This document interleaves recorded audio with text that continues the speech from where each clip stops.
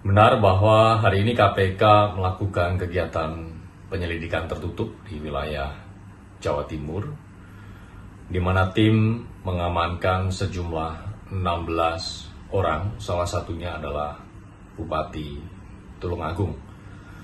Saat ini tim masih berada di lapangan, kami akan update terus perkembangan dari kegiatan penyelidikan tertutup ini. תושבי הצפון היקרים, אני גאה בכם. אתם ממשיכים לעמוד איתן. אני מבקש לומר לכם, אין הפסקת אש בלבנון. אנחנו ממשיכים להכות בעוצמה את חיזבאללה, ואנחנו לא נעצור עד שנחזיר לכם את הביטחון. ההישגים הכבירים שלנו, גם באיראן וגם נגד ציר הרשע, הביאו לשינוי היסטורי במעמד של ישראל באזור. הם גם הביאו לשינוי לקשרים שלנו עם מדינות, קשרים שלא היו בעבר. לאחר פניות חוזרות ונשנות של ממשלת לבנון לפתוח איתנו במשא ומתן לשלום, אני הנחיתי אמש בקבינט לפתוח במשא ומתן ישיר עם לבנון כדי להשיג שני יעדים. אחד, פירוק חיזבאללה מנשקו, והשני, הסכם שלום היסטורי בר קיימא בין ישראל ללבנון. ישראל חזקה מאי פעם, איראן חלשה מאי פעם. אני כבר הבאתי 4 הסכמי שלום עם מדינות ערב, אני מתכוון להביא עוד. שלום אמיתי, שלום מתוך עוצמה. Iya, pemirsa, dalam unggahan terbaru di platform Truth Social, Presiden Amerika Serikat Donald Trump mengklaim bahwa Iran telah meminta gencatan senjata kepada Amerika Serikat dan menyebut Washington tengah mempertimbangkan permintaan dengan syarat Selat Hormuz dibuka sepenuhnya. Ya, terkait hal tersebut, pemirsa, juru bicara Kementerian Luar Negeri Iran membantah klaim Trump dan menyebut permintaan ataupun pernyataan permintaan gencatan senjata tidak benar dan tidak berdasar. Presiden Amerika Serikat Donald Trump mengklaim Iran telah meminta gencatan senjata kepada Amerika.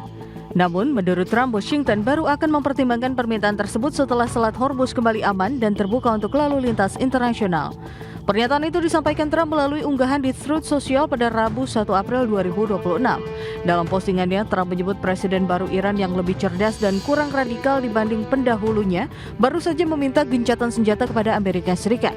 Meskipun ia tidak merinci kepada siapa tepatnya pembicaraan itu dilakukan. Sebelumnya, Trump juga sempat menyebut adanya Presiden baru Iran dalam wawancara dengan Reuters yang merujuk pada Presiden Iran Masoud Pezeshkian yang mulai menjabat pada Juli 2024 serta pengangkatan pemimpin tertinggi baru Mojtaba Khamenei setelah ayahnya wafat akibat serangan udara. Namun juru bicara Kementerian Luar Negeri Iran membantah klaim Trump. Mereka menilai pernyataan soal permintaan gencatan senjata itu tidak benar dan tidak berdasar. Sementara itu, Trump menegaskan bahwa Amerika Serikat baru akan menanggapi permintaan gencatan senjata jika Selat Hormuz sudah bebas dan aman. Selat Hormuz sendiri merupakan jalur strategis global untuk pengiriman minyak, sehingga keamanan wilayah ini menjadi prioritas bagi Amerika Serikat dan sekutu internasional. Berbagai sumber IDX Channel. Pemirsa, Eropa berpotensi untuk mengalami resesi jika konflik Iran berlarut-larut dan harga minyak melonjak di atas $150 Amerika per barrel. Pernyataan tersebut, pemirsa, diungkapkan oleh pembuat kebijakan European Central Bank, Yanis Stournaras, dalam wawancara terbaru dengan media.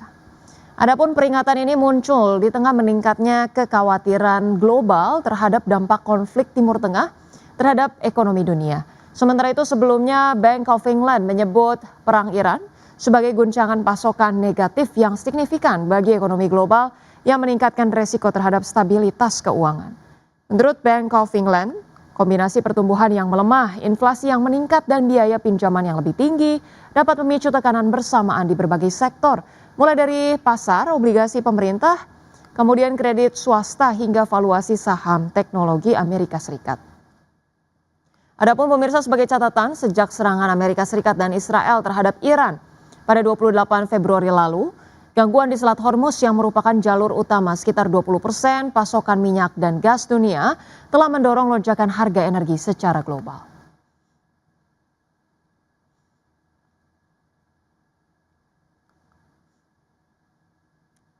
Ya, selanjutnya, pemirsa, dari pergerakan bursa global. Bursa ekuitas Wall Street berakhir di zona hijau pada perdagangan Rabu, didorong oleh lonjakan saham kakap seperti Alphabet, Meta Platforms, dan Amazon setelah Presiden Donald Trump memberikan sinyal bahwa konflik di Timur Tengah mungkin akan segera berakhir. Trump menyatakan bahwa Amerika Serikat akan keluar dari Iran cukup cepat dan dapat kembali melakukan serangan terbatas jika diperlukan.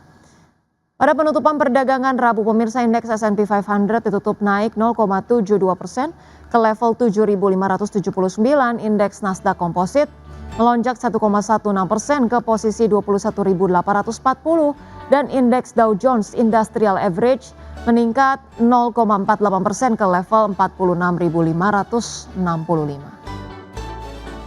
Sementara itu pemirsa, bursa ekuitas Eropa memperpanjang rally pada perdagangan Rabu dengan indeks Stoxx 600 mencatatkan kenaikan 3 hari terbesar dalam hampir 1 tahun terakhir. Lonjakan ini dipicu oleh pernyataan Presiden Amerika Serikat Donald Trump yang menyebut Washington akan segera keluar dari Iran. Indeks Stoxx 600 ditutup melesat 2,5% ke level 597,69. Indeks DAX Jerman melompat 2,73% ke posisi 23.298 dan indeks FTSE 100 Inggris melonjak 1,85% ke posisi 10.364.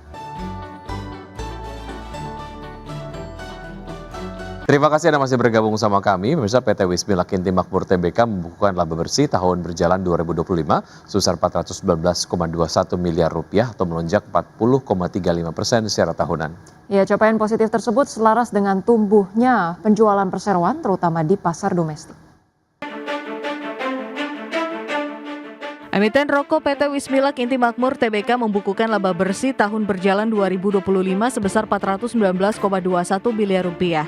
Angka itu tumbuh 40,35% secara tahunan. Kinerja apik ini selaras dengan penjualan perseroan yang tumbuh positif terutama di pasar domestik. Melansir laporan keuangan 2025, perseroan membukukan pertumbuhan penjualan neto 34,33% menjadi 6,38 triliun rupiah. Sebesar 98,62% penjualan didapat dari pasar domestik sebesar 6,35 triliun rupiah atau meningkat 35,63%. Sedangkan penjualan untuk pasar ekspor terpangkas 58,59% menjadi 27,17 miliar tahun lalu. Di sisi lain, beban pokok penjualan tercatat sebesar 4,97 triliun rupiah. Angka ini naik 35,21% year on year. Komponen terbesar dari beban pokok penjualan disumbang oleh pemakaian pita cukai sebesar 2,79 triliun rupiah atau naik 40,94%. Porsi kedua adalah bahan baku dan pembantu yang nilainya naik 31,76% menjadi 1,79 triliun rupiah. Kedua pos ini berkontribusi masing-masing 56,11% dan 35,94% dari total beban pokok penjualan. Berbagai sumber IDX Channel. Emiten farmasi PT Merck Tbk mampu mencatatkan laba tahun berjalan sebesar 243,8 miliar rupiah pada tahun 2025 atau melonjak 58,9% secara tahunan. Berdasarkan laporan keuangan, laba tahun berjalan tersebut meningkat dari realisasi 2024 yang hanya sebesar 193,46 miliar rupiah. Meski demikian, lonjakan pertumbuhan laba tahun berjalan tersebut ternyata tidak diiringi dengan kenaikan penjualan yang signifikan. Perseroan hanya membukukan penjualan sebesar 1,2 triliun rupiah pada tahun 2025, naik 15,8% dari capaian tahun 2024. Dan kinerja ini ditopang peningkatan penjualan domestik yang mencapai 918,6 miliar rupiah, serta ekspor senilai 282 miliar rupiah. Dari sisi operasional, segmen kesehatan konsumen menjadi penyumbang laba terbesar dengan laba sebelum pajak dan beban keuangan 206,2 miliar rupiah, jauh di atas segmen biofarma sebesar 114,1 miliar rupiah.